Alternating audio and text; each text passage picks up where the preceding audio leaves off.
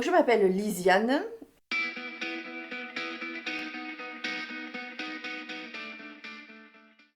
Je suis une jeune femme de bientôt 49 ans, mésoise d'origine, mariée, à un enfant.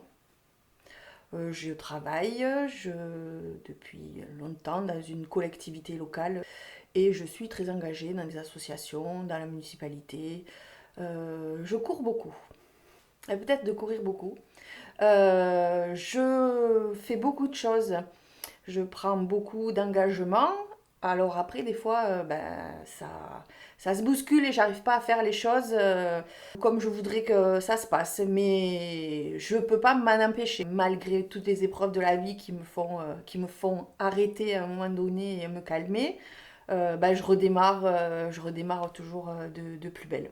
J'ai ce défaut de vouloir toujours trouver des excuses à tout le monde. J'essaye toujours de chercher, mais pourquoi il a fait ça? Il était très con, ou c'est complètement nul ce qu'il a fait. C'est une attitude que j'ai en permanence et avec tout le monde, d'essayer de trouver le pourquoi il a agi connement. Mais c'est pas parce que je suis indulgente que je tolère, j'accepte tout, je pardonne, hein, mais je me dis, il y a peut-être des raisons qui ont poussé à faire ça. Mais après, il ne faut pas pousser mémé dans les orties. Accepter que des événements bousculent l'ordre des choses, hein, la vie, arrête les projets. Et une fois qu'on est au fond de la piscine, donner un coup de talon pour remonter et s'enrichir de ces épreuves, ne pas garder d'aigreur, de rancœur ou de traumatisme le moins possible pour continuer. Voilà, donc je pense que c'est la résilience, et c'est quelque chose qu'on apprend aussi, hein. Je l'ai pas, c'est pas chez moi inné, hein. Il y a des événements où j'ai eu besoin d'être aidée pour justement accepter et repartir. Moi, je suis quelqu'un qui ne s'ennuie pas, qui trouve de l'intérêt dans beaucoup de sujets, de causes. Je suis très curieuse, je lis beaucoup, je regarde beaucoup la télé, j'aime voyager. Donc voilà, je pense que c'est d'être tournée vers les autres. J'apprends à me recentrer parce que justement, sinon je me disperse trop.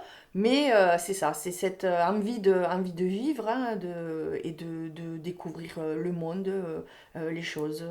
L'injustice, tout ce que je vois dans le monde ou même à côté de moi, l'injustice me peine et me permet d'agir. C'est aussi là-dessus, hein, que je me mobilise sur toute une série de causes. Et j'aimerais que tout le monde ait la même égalité de chance. J'essaye d'avoir de la joie pour plein de petites choses où avant je n'y tenais pas compte. Maintenant, peut-être en vieillissant, je me réjouis de petits trucs du quotidien. Bon, alors des fois, je râle, hein, je râle parce que tout n'est pas parfait et tout n'est pas idyllique comme j'aimerais que ce soit, hein, mais voilà, les petites joies du quotidien. Mon fils qui réussit le code, ben voilà, je suis très contente. Je suis très contente pour lui. Il n'avait pas envie de le passer, il l'a eu, ben c'est très bien. Voilà, j'espère qu'il aura des bonnes notes au bac. Voilà, ça c'est pour moi c'est super. Tout, tout. Ben, il y a beaucoup de choses et je me restreins aussi parce que j'essaye de m'économiser par rapport à la maladie, puisque bon, j'ai eu un cancer et je suis plus dans un état de. J'ai plus la même forme qu'avant, hein, voilà, il faut digérer tous les traitements, plein de choses.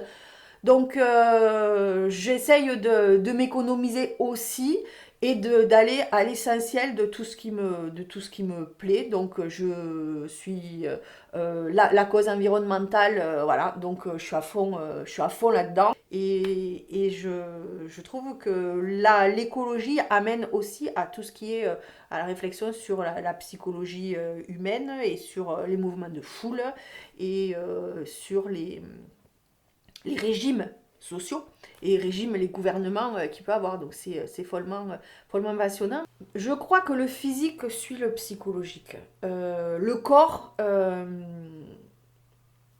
je suis tombée malade un mois avant d'apprendre que j'avais un cancer. J'étais déjà fatiguée, j'avais plein de choses qui n'allaient pas, j'aurais dû m'arrêter. Et je ne m'arrêtais pas parce que je voulais continuer, je voulais continuer. J'étais dans un truc au boulot, il fallait que je continue, voilà, faut pas que je lâche. J'étais dans une spirale et le corps a envoyé des signaux dont je n'ai pas tenu compte. Et donc le premier jour des vacances, où j'étais arrivée, je pense, au bout du bout, je me suis connement déchiré le mollet. Et là, le corps s'arrête et tu réfléchis, tu te dis, bon, maintenant, pourquoi je me suis fait ça? Et après, tu enchaînes avec l'annonce d'un cancer.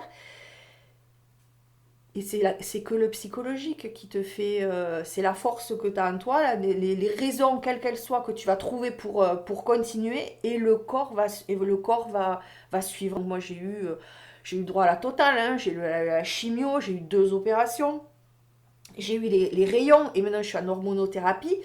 Et j'avoue que même pendant la chimio, ou les grosses cures de chimio, ben, j'étais HS 2 jours, mais après je me disais, lève-toi, tu te laves, tu te maquilles, tu t'habilles. Et une fois que j'avais fait ça, je n'avais plus la force de faire autre chose, mais j'allais sur le canapé.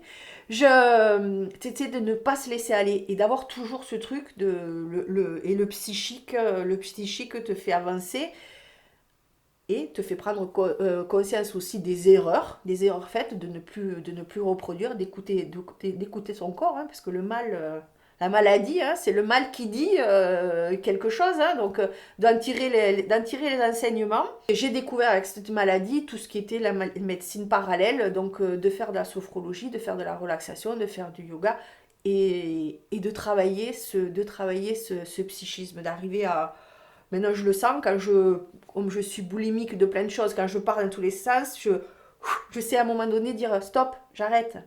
On se recentre, je respire, je ne fais plus Don Quichotte, hein, je sais les combats qui sont vains, je ne vais pas m'évertuer à essayer de faire boire un cheval qui n'a pas soif, hein, donc tout ça, les trucs perdus d'avance, je ne les fais plus, je ne m'en rends plus malade, je repousse tout ça. Si ça marche, ça marche, si ça marche pas, ben, je peux considérer que c'est comme ça doit pas marcher, et je laisse les autres faire à ma place, s'ils y arrivent, tant mieux, et je m'investis autre part, autrement.